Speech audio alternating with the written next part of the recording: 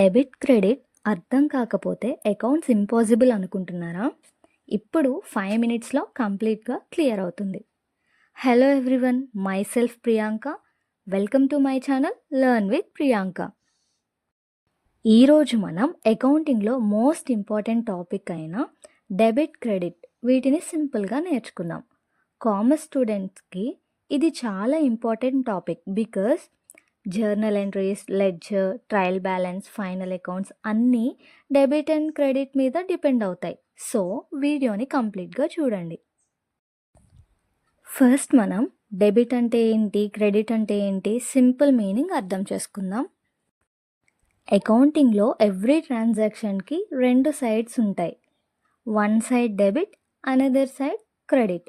సింపుల్గా చెప్పాలంటే తీసుకునేది డెబిట్, ఇచ్చేది క్రెడిట్. బట్ అకౌంటింగ్లో డైరెక్ట్గా ఇలా కాదు, అకౌంటింగ్ టైప్ని బట్టి రూల్స్ చేంజ్ అవుతాయి. అందుకే ఫస్ట్ అకౌంట్ టైప్స్ గుర్తుండాలి. ఆల్రెడీ అకౌంట్స్ టైప్స్ మన ఛానల్లో పోస్ట్ చేసాం, చూడని వాళ్ళు ఒక్కసారి చూడండి, క్లియర్గా అర్థమవుతుంది. Okay, let's get back on to topic.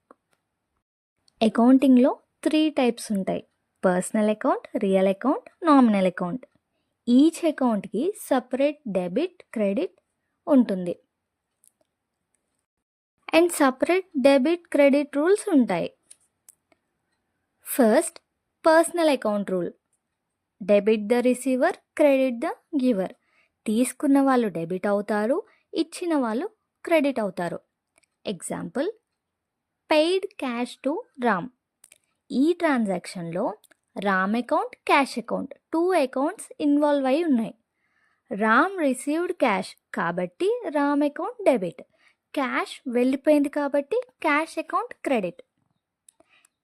ఇప్పుడు real account rule: debit what comes in, credit what goes out. లోపలికి వచ్చింది డెబిట్, బయటకు వెళ్ళింది credit. Example, purchased furniture for cash. ఈ ట్రాన్సాక్షన్లో furniture account, cash account 2 accounts involve అయి ఉన్నాయి. Furniture ఆఫీస్కి వచ్చింది కాబట్టి ఫర్నిచర్ డెబిట్, క్యాష్ బయటకి వెళ్ళింది కాబట్టి cash credit. And now nominal account rule: debit all expenses and losses, credit all incomes and gains. Example, paid salary. ఈ ట్రాన్సాక్షన్లో salary account, cash account 2 accounts ఉన్నాయి.